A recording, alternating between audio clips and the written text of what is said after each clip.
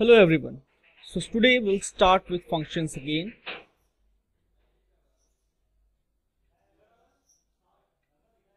We were discussing composite functions.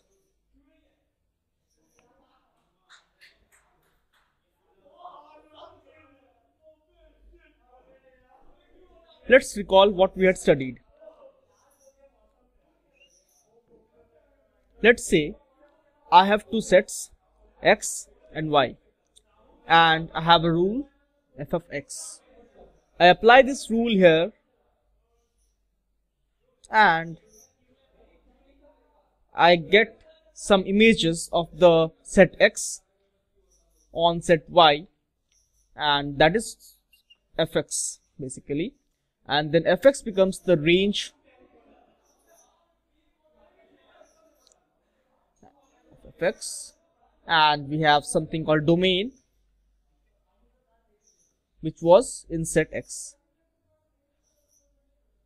So this was what we know in functions.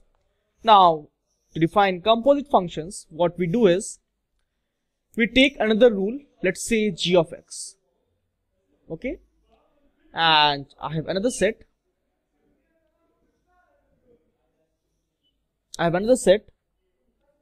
let's say z.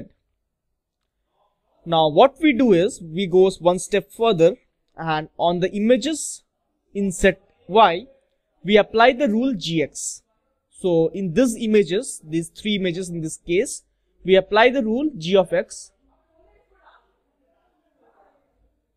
g to get some images in this set z. So it's a two-step process in this case. So what we have done is, what is y?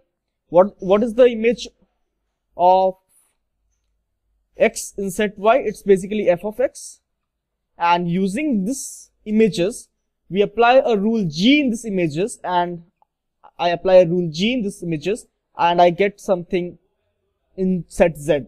So this is how composite function is defined, and we write composite function as g of f of x or g o f of x.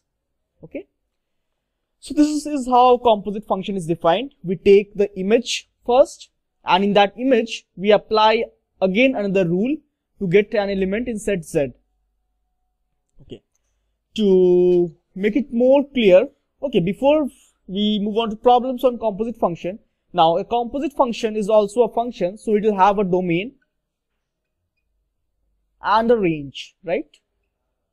Now the domain of the composite function will lie in the set x, and the range will lie in the set z. Okay, so in questions related to composite functions, you will be asked to find the domain and range of the corresponding composite function. Let's see this with an example. Let's take a very easy example in this case. Let's say I have some function, let's say I have a set x which belongs to all set of all real numbers. Now in this set I have a rule, say f of x, which is x squared, okay, and I have another rule, let's say g of x, which is x cubed. Now I am asked to find what is g of f of x and what is f of g of x, right? I am asked to find these two.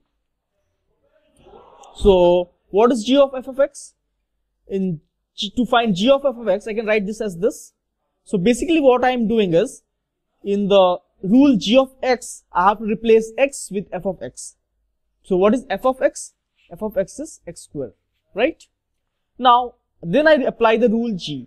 The rule g says that in the variable whatever is inside this, I have to do the cube of that. So x squared, I have to cube it, so I get x to the power 6. So this is what g of f of x is.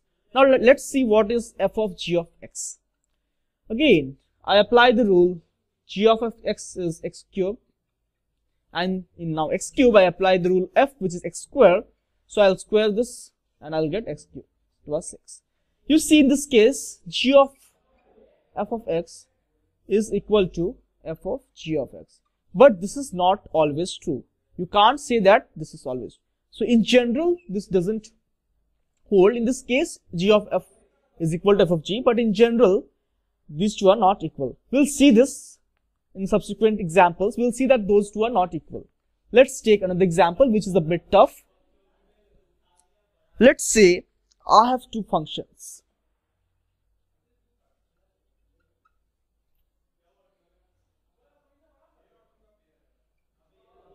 I have two functions, f of x, which is defined as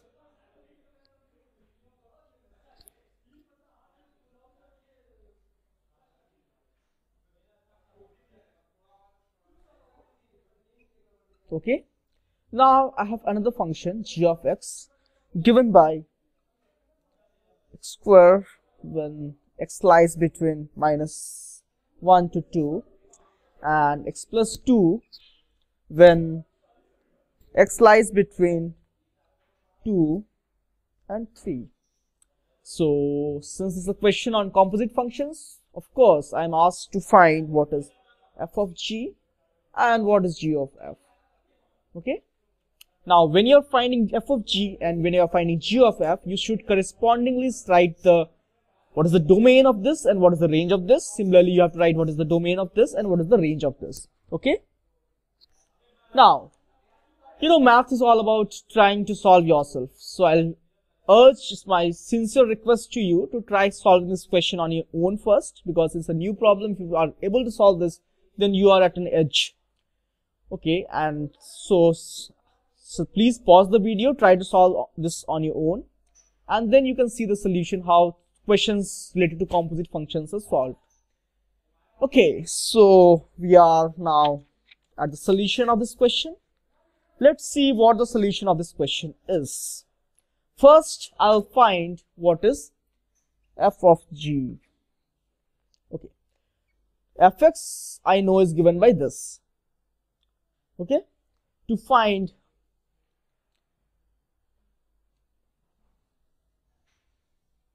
let's say fx I know is this. To find f of g of x, I have to replace x in this case with g of x. So it becomes gx plus 1 when again x I replace it with gx 1. It's equal to 2gx plus 1 when gx lies between 1 and 2. Okay. Now our final answer can't be in terms of g of x, right? So we have to break g of x and we have to find the answer in terms of x. Now you know that gx has two definitions. You have seen that in the question I had written gx equals to x square when x lies between -1 to 2 and gx equals to x plus 2 when x lies between 2 and 3. So we have two cases now. Let's consider, first of all, you see fx is itself divided into two cases, and in each of these cases gx has two cases again. So for each of the cases I have two subsequent cases. Let's take the first part. When g of x is less than equal to 1. Okay.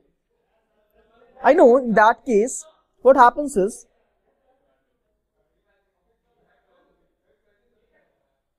let's take this. Okay.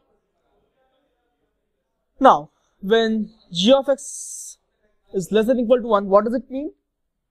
Now I have to replace gx with, what is gx? I have to replace gx with gx first. Now you know that gx equals to x square when x lies between 2 and -1. Okay. So I get x square less than equal to -1. I have replaced gx with x square given this condition. Now the second condition is gx is equal to x plus 2 when x lies between 2 and 3, right? Okay. So what I have done is basically I have taken the first case, which is gx less than equal to 1. Okay. And after I took the first case, then I have subsequently divided gx into two parts depending on what the value of x is. That's what I had told you in the beginning, right? So it's you can say it's a two-step process. First I wrote f of gx of x in terms of gx, and then I'm breaking out gx. Okay. Now from this, what's the condition I get? From this, First of all, from x2 less than 1, I get x lies between -1 to 1. Okay.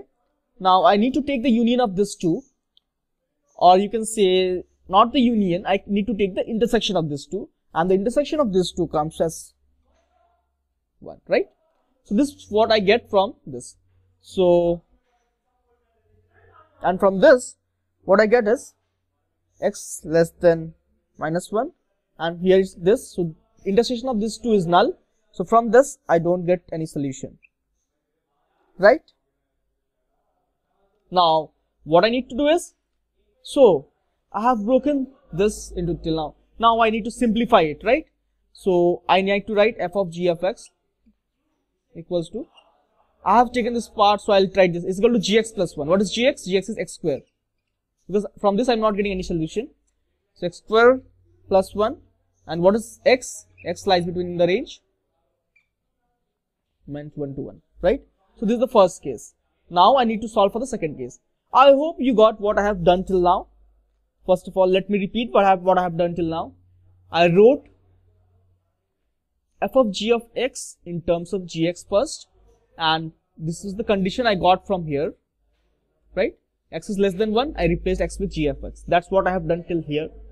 Now, I need to get rid of this gx, and I know the gx itself has two conditions.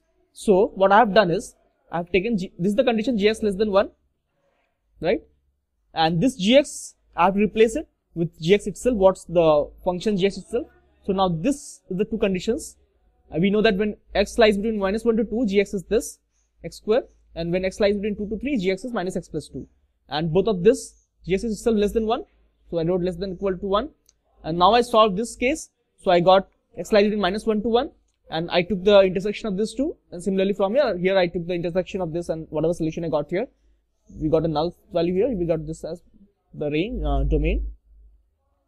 So, finally, we simplified this, and when gx is less than equal to 1, that means x lies between -1 to 1, and that means that f of g of x is x square plus 1 from here.